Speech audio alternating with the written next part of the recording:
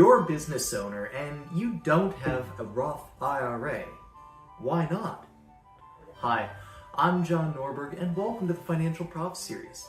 So in today's video, we're going to talk about 3 reasons that are often underappreciated that business owners might want to consider when determining whether or not to open up or to fund their Roth IRA here in 2024. So without further ado, let's jump into it. So reason number 1, right? The Roth IRA is actually a little known backup emergency fund. Well, what do I mean by this?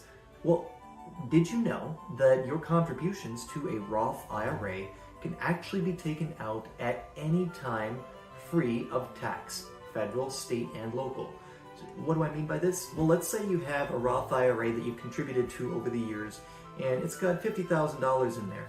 And the amount that you actually put in other words, transferred from one account into that Roth IRA account, is, let's say, $25,000. Great. That means that up to $25,000 can be taken out at any age for any reason without incurring taxes. That's awesome because if you have an emergency fund, but let's say it's a really big emergency that blows up and the bank is offering you loans at, let's say, 10, 11, 12%, well, maybe another option to consider instead is looking at the Roth IRA. Now, hopefully you also recontribute those funds at some future point. This is not meant to be your first line of defense. This is why we recommend having at least 3 to 6 months of emergency funds set aside in a safe place, an account that hopefully has a good yield on it, something of that nature depending on your situation. But the Roth IRA can serve as a backup to that. Now, if you try to take out the growth, in other words, using our $50,000 account example, let's say you take out the first $25,000, but then realize, oh, that's not quite enough to cover whatever it is that happened, and you try to take out the rest of it. But it's before you're age 59 and a half, which is when you could otherwise take out the full amount without tax, right? Then in that case, you're going to face a penalty of 10%, and that amount is going to get added to your income, your taxable income for the year. Not great, because for some people, depending on their tax situation, that means that half or more of the earnings, in our case, that second $25,000, could get eaten up by taxes. Now that's not great, but again, it's an option for people to at least consider the Roth IRA as their backup emergency fund if there are no other good options. All right, reason number 2, the Tax Cuts and Jobs Act is expiring. So we covered this in a previous video, but one of the things that happens at the end of 2025 is the Tax Cuts and Jobs Act, affectionately referred to as the Trump Tax Cuts Act, is going to expire. And that means that for most people, their tax brackets are going to go up.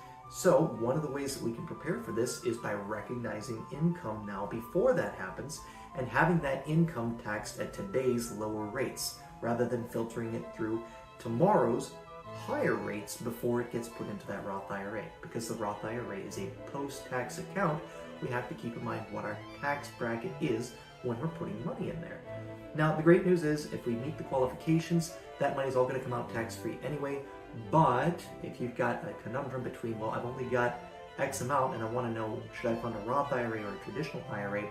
For this year and maybe for next year, it's probably worth considering the Roth IRA as your best bet because of the Tax Cuts and Jobs Act expiring and your tax bracket going up in the future. Now, obviously, Congress could act in the meantime and extend those tax cuts, but in my experience, acting is not necessarily something Congress is great at, especially lately.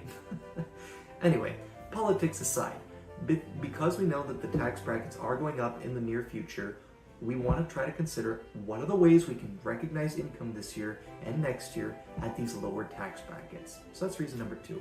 By the way, quick side, if you are in too high of an income bracket to contribute to a Roth IRA regularly, don't worry, there is a backdoor method called the backdoor Roth IRA contribution that you can use to get money into a Roth IRA.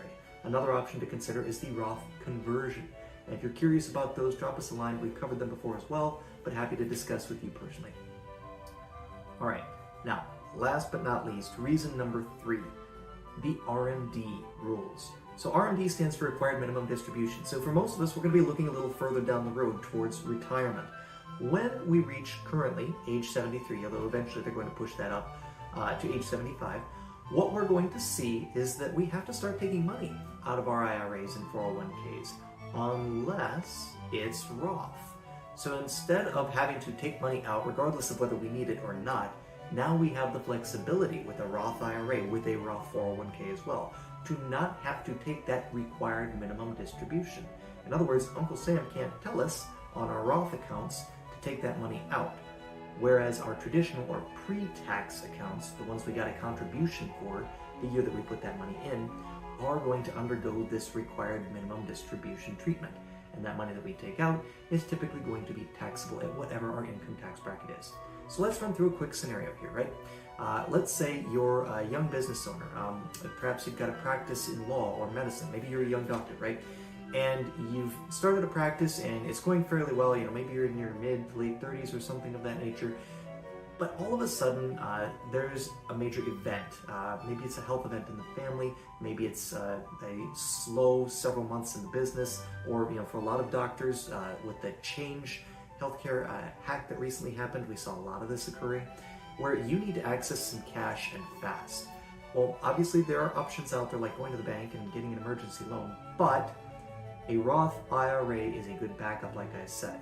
So if you have, let's just say, again, $50,000 in there, you can take out whatever you contributed, no matter when it was contributed, and also no matter how old you are, whether you're 3 or 103, without having to face any of those taxes. So if you are a doctor who was affected by that healthcare ransomware attack, you could have taken out, or still can for that matter, from your Roth IRA, whatever amount you contributed to it. So in our scenario, we said $25,000 was the contributions and $25,000 was earnings. You could take out that first $25,000 and pay not one dime of tax on it.